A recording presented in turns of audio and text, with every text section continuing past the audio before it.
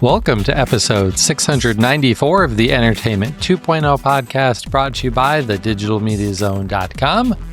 I'm Josh Pollard. And I'm Richard Gunther. And this is the show that puts you in control of your favorite movies, music, shows, and games. And we are back 2 weeks in a row. It's been, I can't even remember how long since we've done this, but this is good.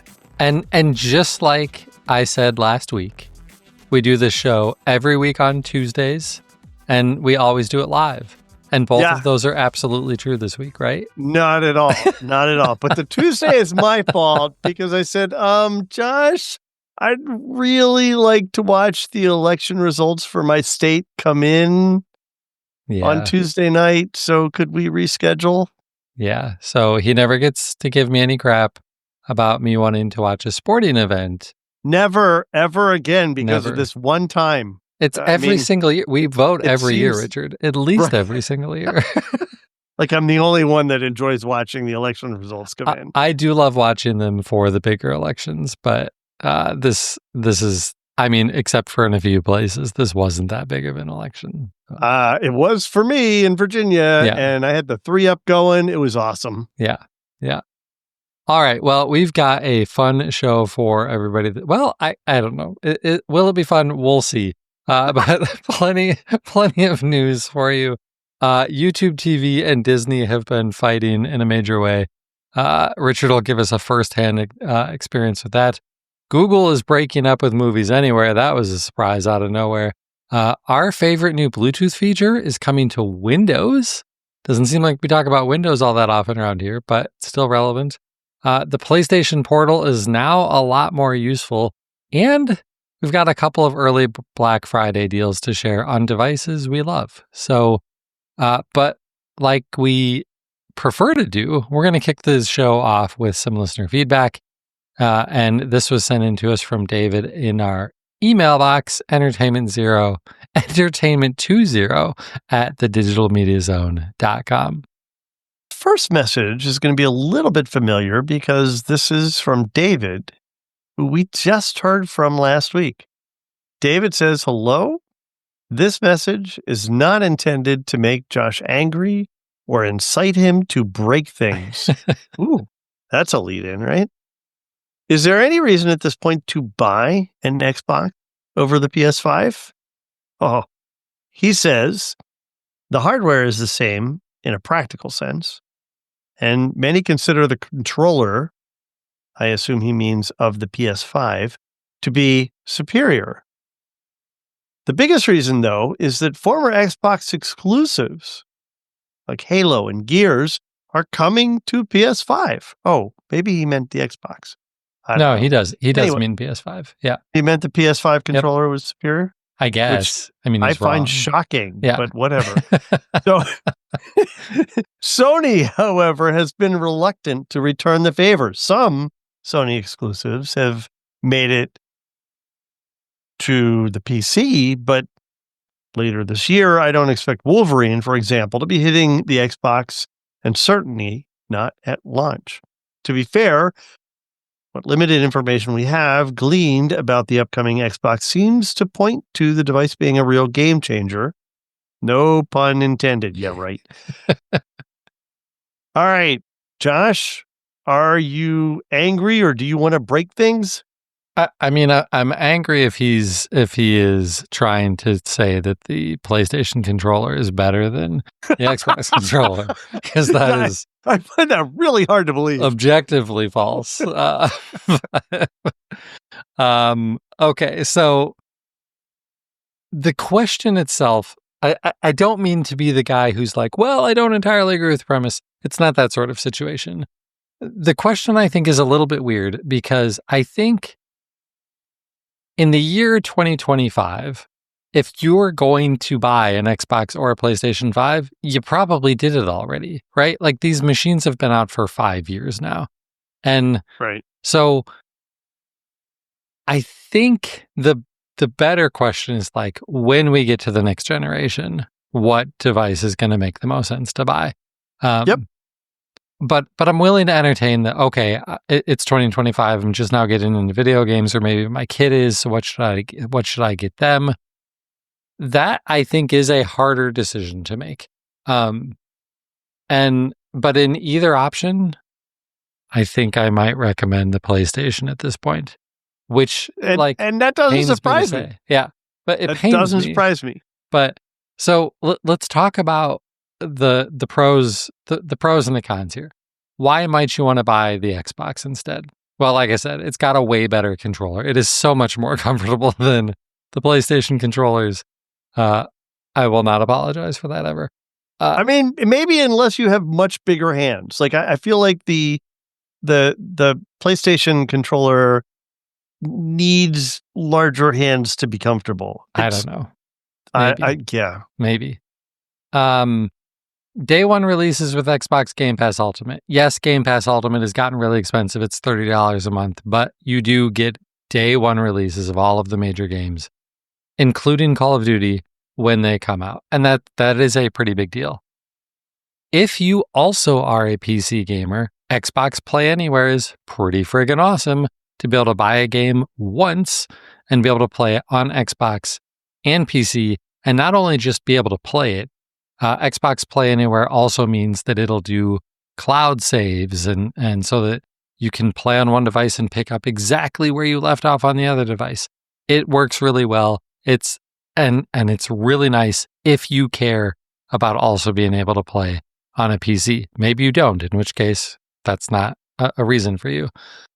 I think, subjectively, that the software on the Xbox is just a better user experience than what is on the PlayStation. I think that everything from party chat and friends list and how you manage your games, I think all of it is just a better experience on the Xbox than the PlayStation. But again, that just comes down to user preferences. While, he points out that Gears is coming to PlayStation 5, Halo is coming to PlayStation 5, and a lot of other games have already come to PlayStation 5, they're not all there. There are still lots of older Xbox exclusives that are still only on Xbox, and many of them probably always will be. Eventually, that becomes less of an issue, though. So the further we get into the future, the less that argument holds up. And then, if cloud streaming matters to you, you get better support for cloud streaming across the Xbox ecosystem. So you can cloud stream using Game Pass, or you can cloud stream the Game Pass library or a subset of games that you already own through the Xbox Game Pass subscription. And you can do that from your Xbox, from your PC, from your phone, from an iPad, from a TV, basically anything. And that is not the case on the PlayStation side. So those are the main reasons, I think, why you might still want to buy an Xbox. And like I said, a bunch of them may not even apply to you. Why should you consider getting a PlayStation instead? Well, they're pretty much going to have all of the games going forward. If Xbox really is just turning into a massive game publisher and they're going to release everything day and date on PlayStation, well, then you really are going to have basically everything.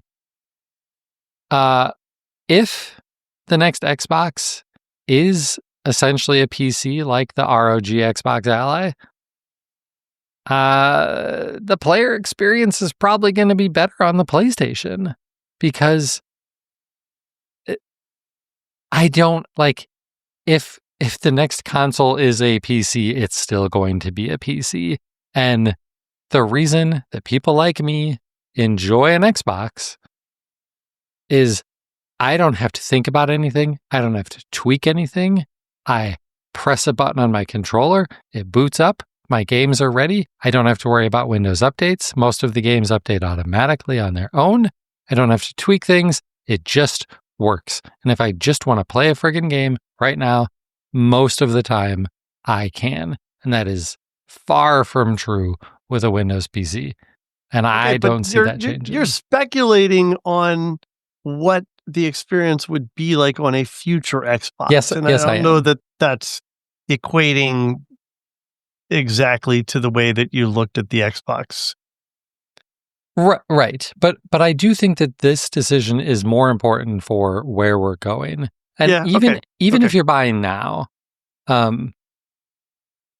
the other thing to keep in mind, if you're buying in 2025, and even if the next generation isn't for 2 or 3 more years, in those 2 or 3 years from now, you're going to want, you likely will still want to play some of the games that you purchased in 2025.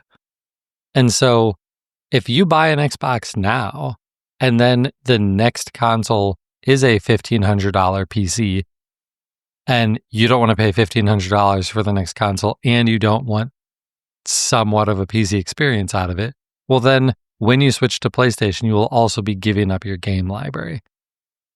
So Good point. That's why I throw that in there. We may be wrong. Maybe the next Xbox will just be a regular Xbox. And then lastly, there are rumors that PlayStation is looking at building something like Xbox Play Anywhere. They've been shipping a lot of their games on PC over the last few years through Steam, but the rumors, based on like some people digging into source code and stuff that they've found, it sure looks like PlayStation is looking to build their own Windows store for PlayStation games. And then they would allow you to buy the game one time and play it on both PC and PlayStation.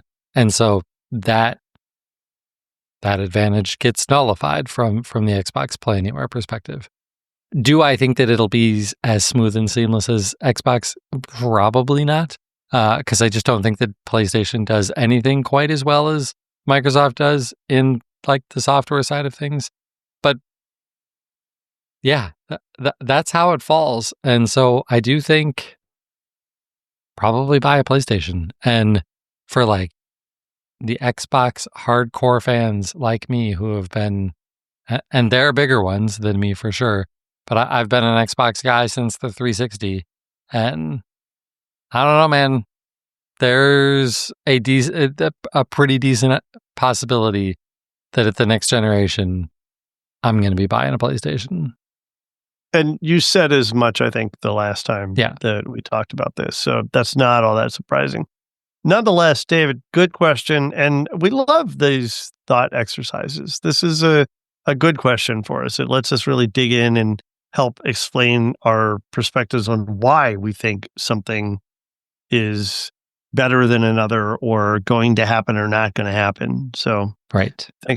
Thanks for reaching out through our email address, which is again entertainment20@thedigitalmediazone.com.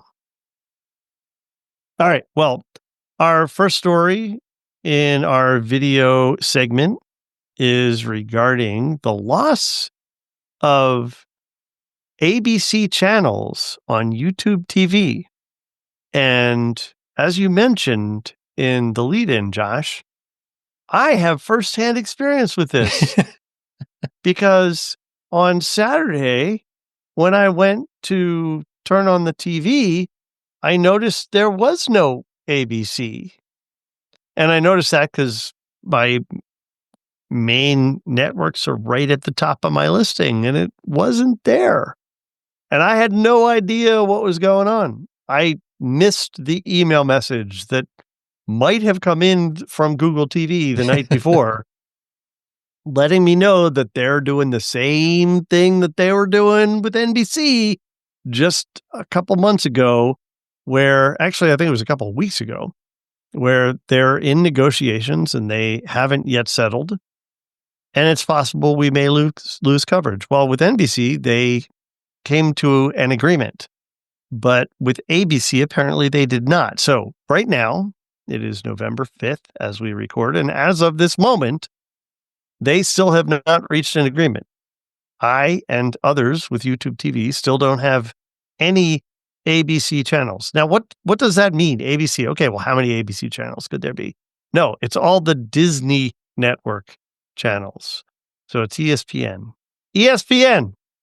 and ABC, and ABC News, and FX, and FXX, and National Geographic, and Nat Geo 2, and Disney, and all the forms of the Disney Channel, and Freeform, and all of that stuff.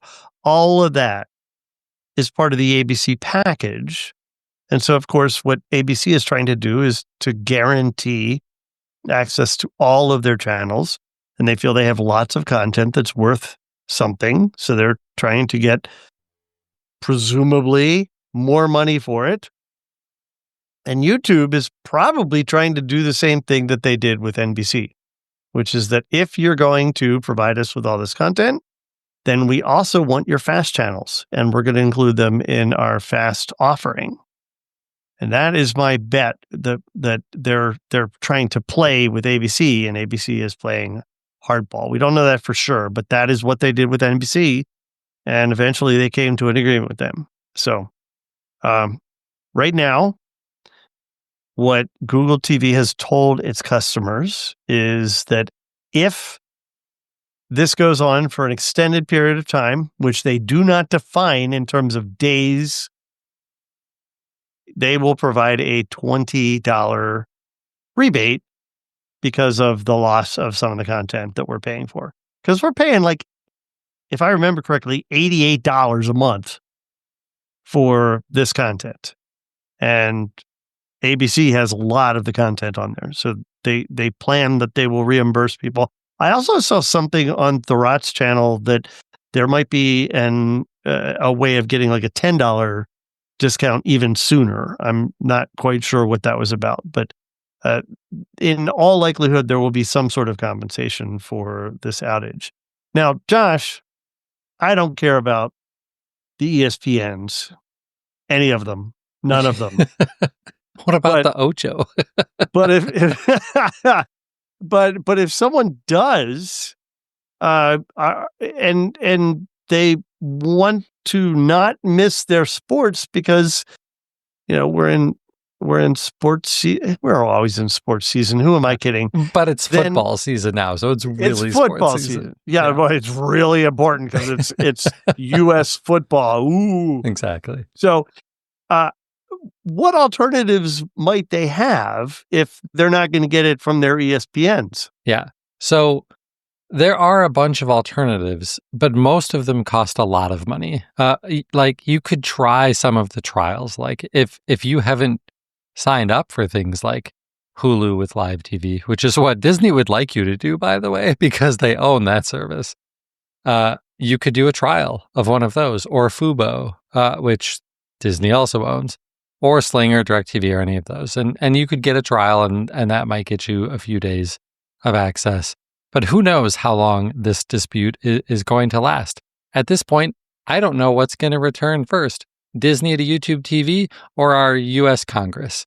I'm not sure, but it could be a while. So if you're looking for access, especially for sports, which this hit really bad, right? Because this hit on a Friday. And then Saturday, lots of people are spending all day Saturday watching college football on ESPN and ABC, and lots of other channels too, but those are the big ones. Not on YouTube but TV. Not on YouTube TV. And then Monday Night Football is also on ESPN and YouTube, or sorry, ESPN and ABC.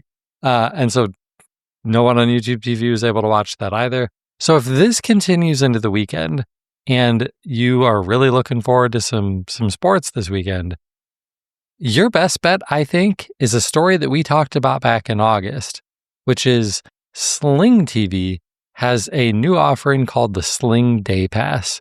And you can use this to sign up for their Sling Orange service, which is the version of Sling offerings that includes all of the ABC and Disney properties. And you can do that in whatever way works best for you. If you only care about college football on Saturday, well, you can sign up for a single day pass for $5. If you need the whole weekend, because you're also looking at NFL and, you know, everything else that happens the rest of the weekend, it's $10 for a weekend. And if you're like, well, what about Mondays and everything else? It's $15 for a week.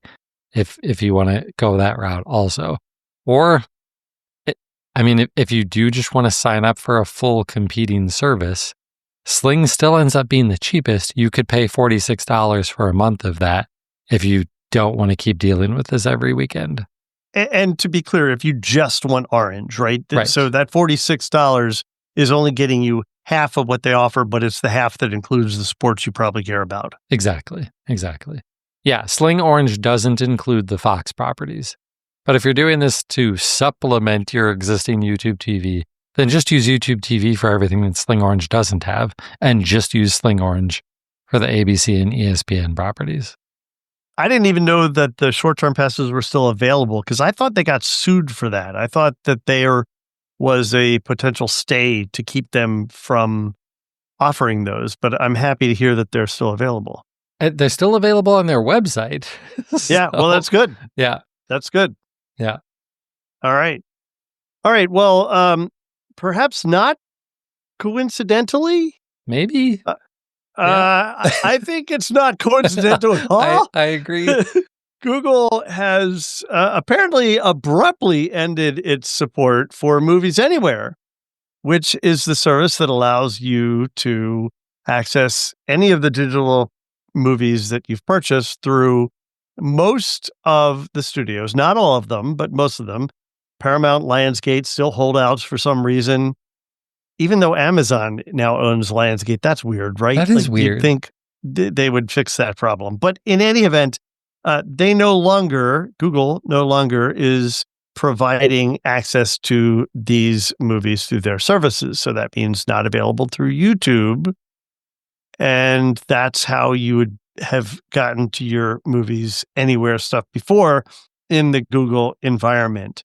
Now, why might this be? This also took effect on October 31st.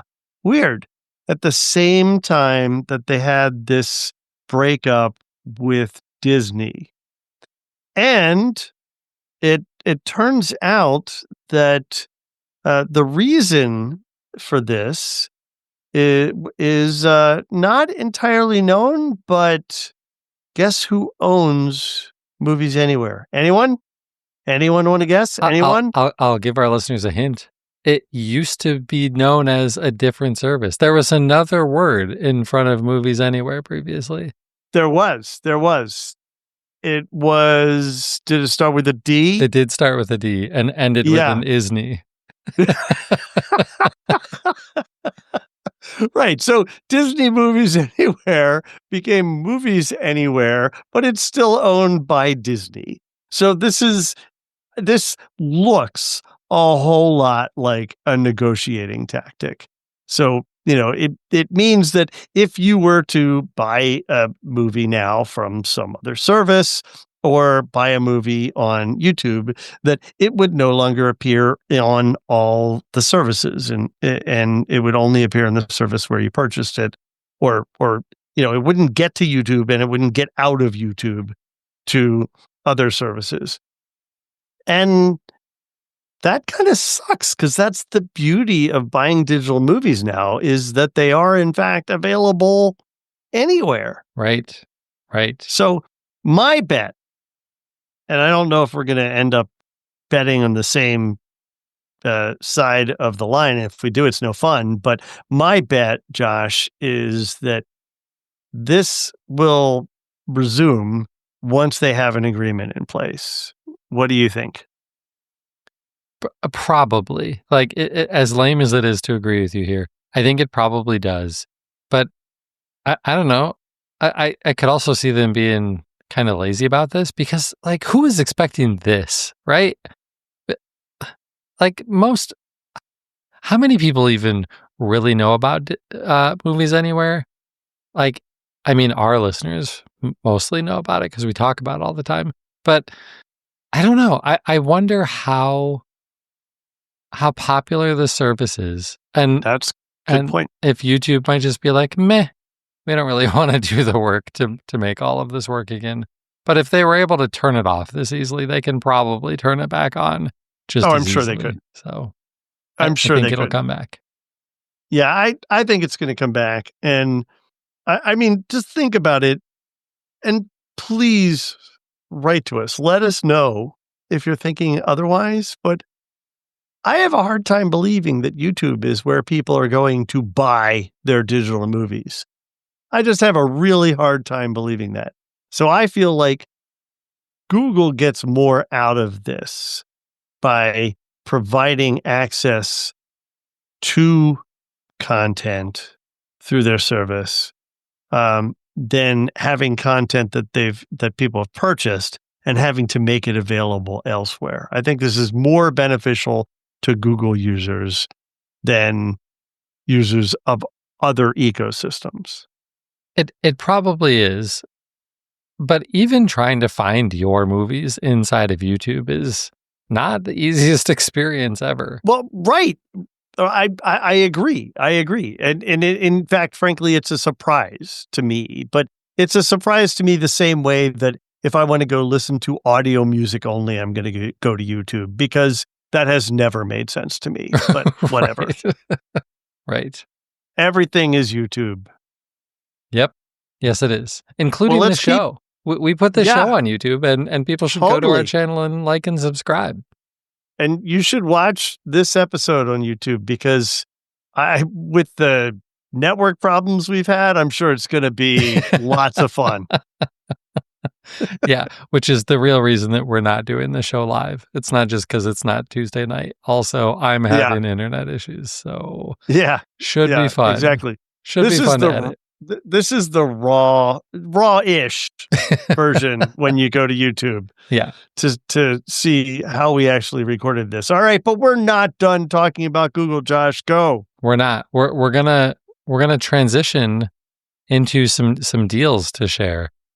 So the first one is the Google TV Streamer 4K, the device that replaced the Chromecast that I think Richard still uses pretty heavily when he's traveling. Or at least was for a while.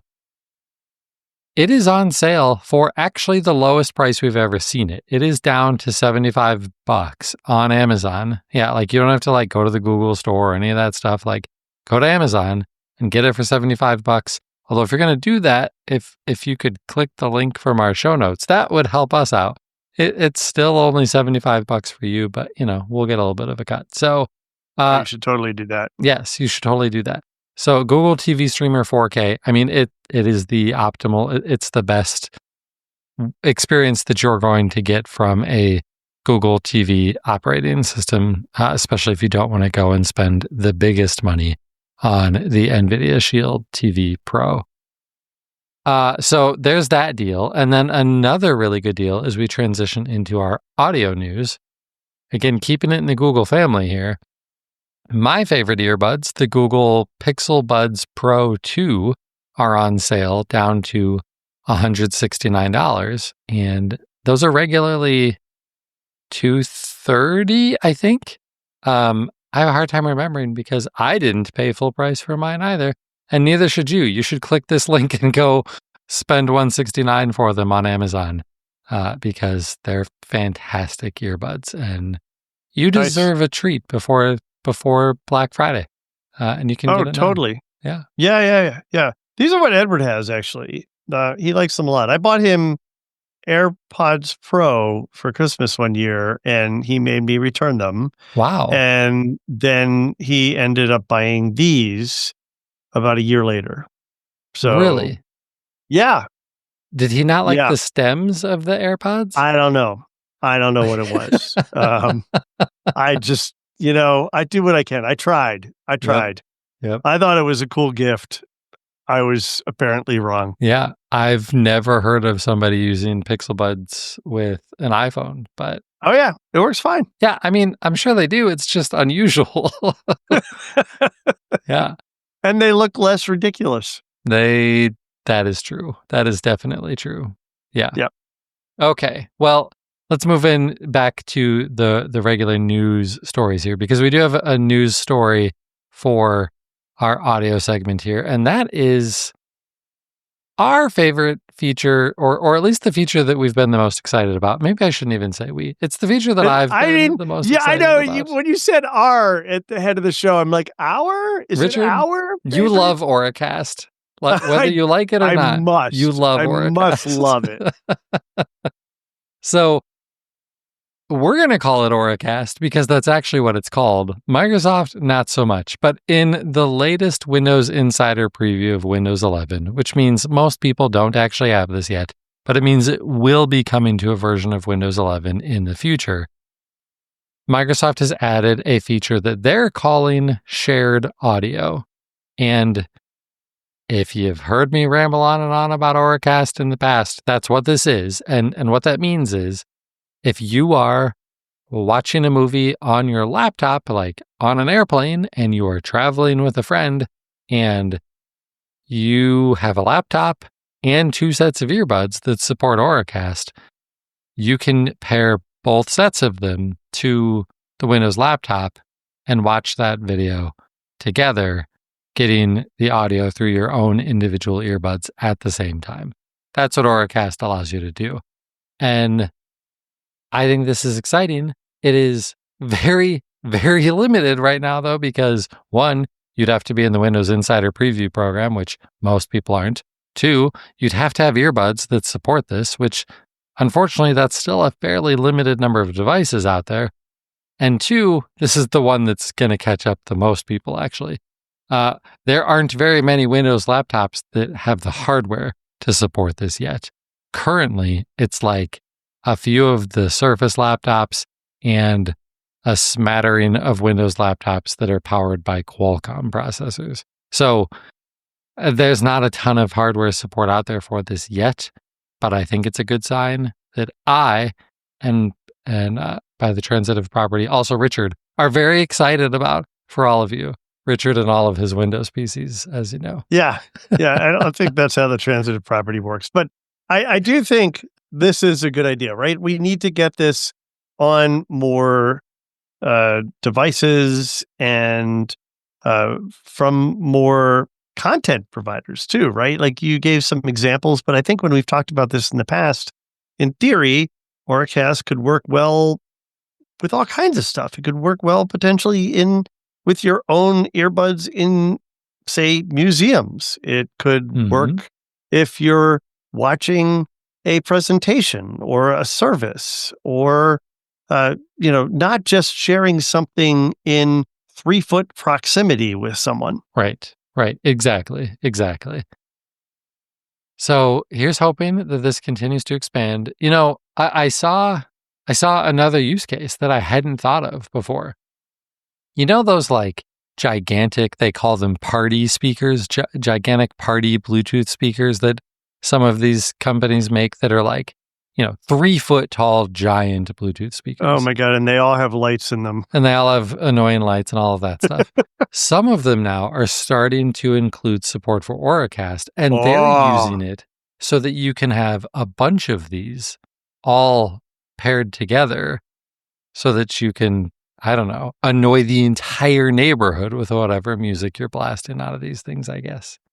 And that's another really good use case. Sure. Good. In quotes. Well, the idea of connecting multiple Bluetooth speakers together is a good use case. Yes. Because it that could be like like a whole home Bluetooth based solution that the Bluetooth SIG promised us like a decade ago and never actually happened. Right. Now could actually happen. Yep. Yeah. Man, I remember being at a Bluetooth SIG event with you at CES like 10 years ago talking about this. Yes. Wow. Yeah. That was forever ago. And now we're finally getting it, just with a very different technology than what they were talking about back then. Yep. All right. Last story of the week. This is on the gaming front. I a little bit alluded to this earlier. So the PlayStation Portal, you might not remember what this device is.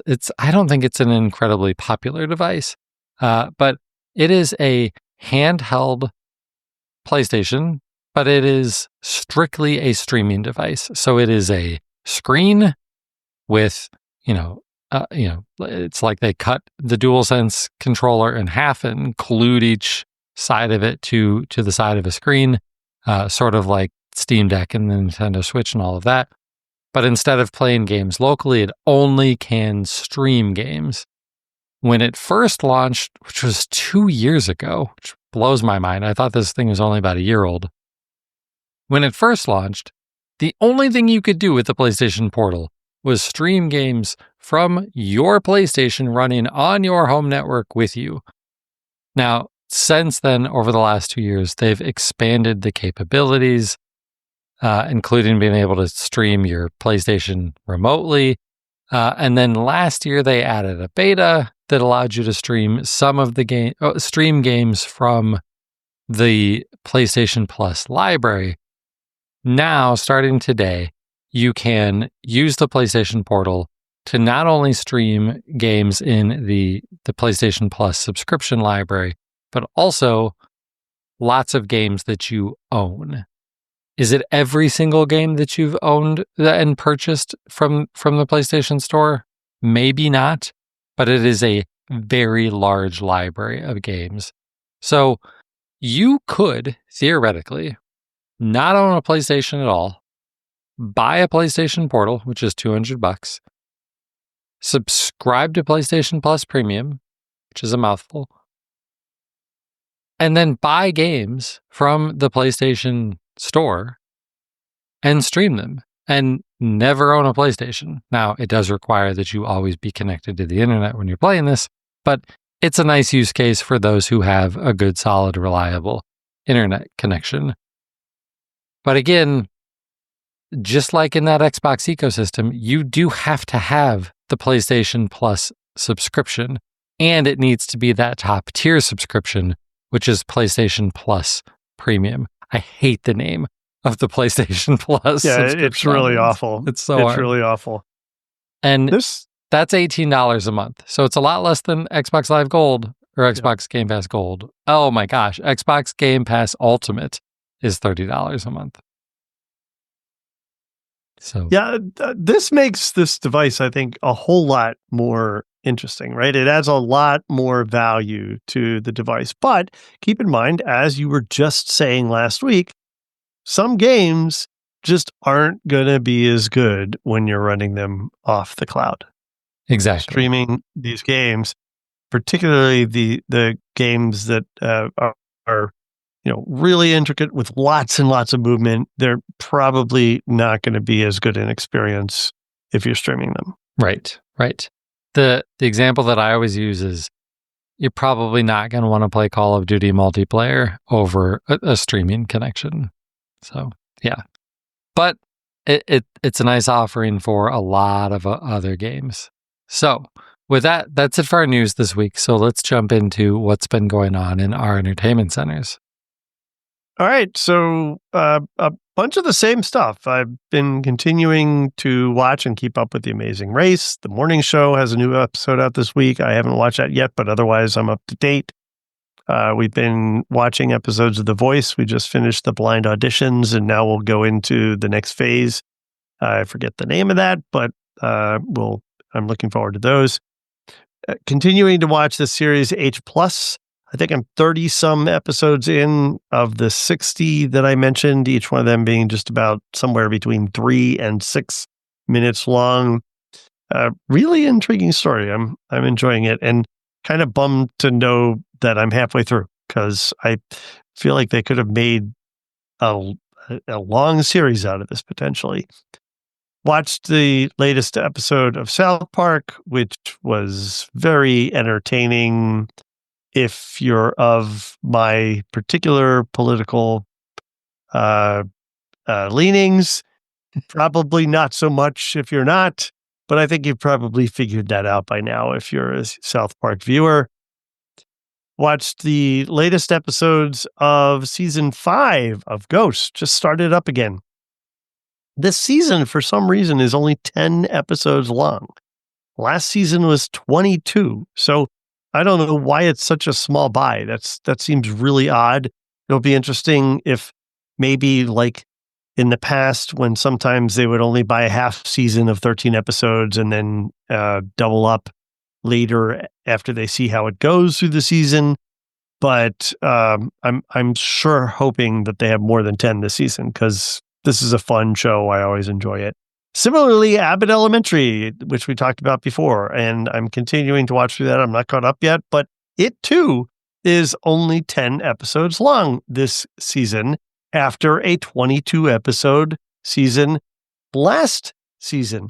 By the way, when they won a bunch of Emmy. So yeah, sure. Makes a lot of sense to do a shorter season the next season after.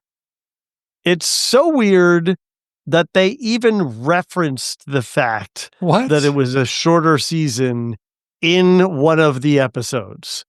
It was, and they can get away with it because the show is a documentary style similar to The Office. Oh, okay. So someone made an offhanded comment about how, in these shorter seasons, we really can't get to do this, and this.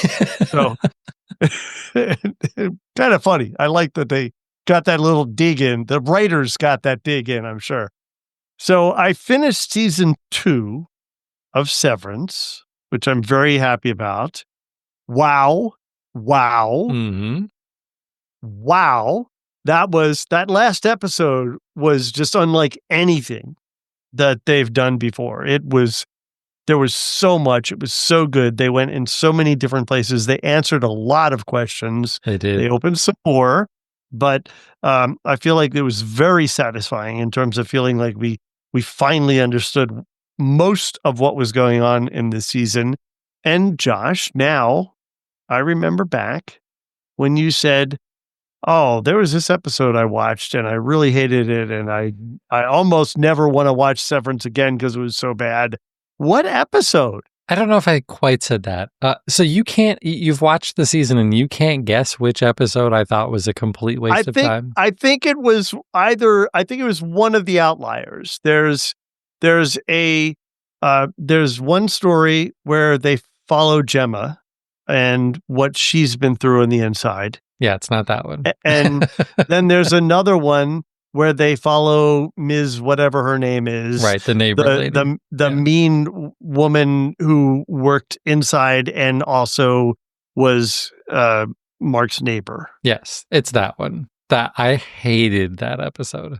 But that episode sets up why she does some of the things that she does in the later episodes. Meh.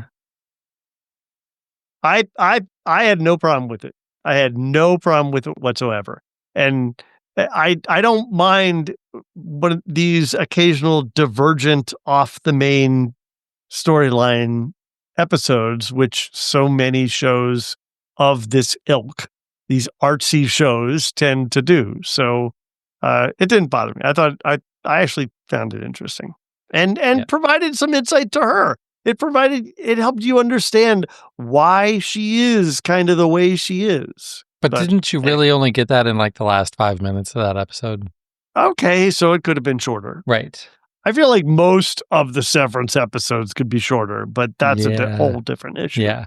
If I decide I'm going to rewatch season 2 before season 3 comes out, I will skip that episode, or at least all but the last 5 minutes of that episode. Yeah, fair enough. Now, a podcast that I started listening to, even though I had subscribed to it long ago and never listened yet, is the Severance podcast. Do you listen to this? I did, and I started to get tired of it also.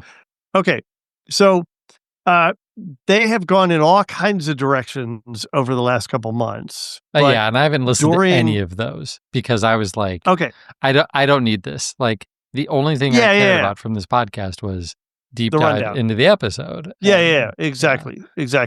So the first 20 episodes, I imagine, if I'm counting properly, is basically Adam Scott, the main guy who plays Mark, and Ben Stiller, the very actively involved executive producer of the show, discussing the ins and outs of the episode with various guests from the show. And I hadn't listened to any of this yet. And I, after watching the last episode, said I should listen to their rundown of the last episode. And I'm thoroughly glad I did. I really enjoyed it. I will probably now go back and listen to the others, but there's just one problem. I'm still 4 weeks behind in podcast. So the idea of adding extra listens to my queue right now is not happening. But I would like to go back and listen because I think they have a really good rapport. You can tell that they're legit friends from working together. And I don't have a whole lot of experience knowing or being exposed to Ben Stiller as a producer. And he's damn good. He is. So, and my problem with that podcast is with a show like that, like you said, Ben Stiller and Mark, whatever his name is, Adam Scott. Those two guys, they do really well on that show. But there's always guests. And with any show that has guests regularly, it all comes down to the guest. Yep. And so many of the guests that they had in season 2, I was like, I don't want to listen to this. You're not good on podcast. There were some of them, like there was one that had an actor from the show, and it was very clear that she had never been on a podcast in her life, and it was a miserable episode to listen to. Oh, wow. Yeah. Wow. Yeah. That's unfortunate. Yeah. So in the one for the season finale, they have the guy who plays the big security brute, and they have the woman who plays Helly. So they were really good guests. Yeah. They were, and the guy, I can't remember his name, the guy who plays the heavier set dude, who is an Indian and outie. Yes. And I can't remember his name, but they like, I don't remember either. That combination of guests was fantastic. So yeah, I will go back and listen to more, and hopefully I can tolerate the ones where people don't know how to podcast, because that does drive me crazy. Yeah. Yeah, exactly. Right. And then finally, I haven't watched any movies, but I think we kind of teased that last night. I watched the election results come in with the 3-Up feature, or multi-view, or whatever they call it, on YouTube TV, where I was able to select the combination of channels that I wanted. Now, you can't select specific channels, but they have more options for grouping channels together, and you can pick which combination you want to watch. They just happen to have the combination of Fox, CNN, and NBC, MSNBC, so you could just kind of watch the 3 major news networks call all the results and switch between them as it was happening. And I loved that. I loved that experience. And I enjoyed watching. I'm glad I stayed up to watch it all. All right. That's it for me. How about you, Josh? You didn't have any major elections, I don't think, that impacted anything significant for you. No, we did not. We did not at all. No, not even close. So, I also was very busy this weekend and over the last week, so I haven't even played or watched all that much. So, on the gaming front, my regular weekend activity of playing with a group of guys, we played some more of Helldivers 2. It's always fun. When I did have a little bit of time to play stuff on my own, I'm still working through Crisis Core Final Fantasy VII Reunion. I'm getting close to the end in that game. I think I'm on chapter 8 of 10. So definitely getting close to the end there, and still like that. Didn't watch any movies. In terms of TV, I don't remember. Did I talk about High Potential last week? Maybe I didn't. We really like the show. So High Potential, I don't know what TV network it's on. We watch it on Hulu. It's a police procedural, essentially. So it's probably CBS. It probably is CBS, actually. Right, which doesn't make any sense at all. Any sense at all. Yeah. Should be ABC if it's on Hulu, but it's probably not. And so it's essentially a police procedural, but instead of it just being the cops, the main character is a woman who, this is the title factors into this. She is, incredibly high IQ, genius level IQ. And they call those people high potential something. I don't know. And so like she doesn't have the greatest social skills and stuff, but she's incredibly smart, able to figure things out really quickly, catches things that the cops miss. But she doesn't behave like a cop. And so there's a lot of funny stuff, but also just good, fun, police procedural type stuff going on. Is this the greatest show ever? Is it better than CSI or Law and Order? No, probably not. But it's fun, and we're enjoying that a lot. The other thing that I thought worth bringing up here, Richard, I think for you, when you subscribe to services like Hulu and HBO Max and all of that stuff, you always pay the extra to not have to watch ads at all, right? Correct. With maybe the exception of Prime. Of right? Amazon. Yeah. Well, yeah. I'm not paying the extra $3 fee. Yeah. Right. We are not paying extra for Hulu. We've just got the basic Hulu with ads. And at times I'm like, man, this is annoying watching these ads. But also, this is not a show where like I have to be fully mentally invested.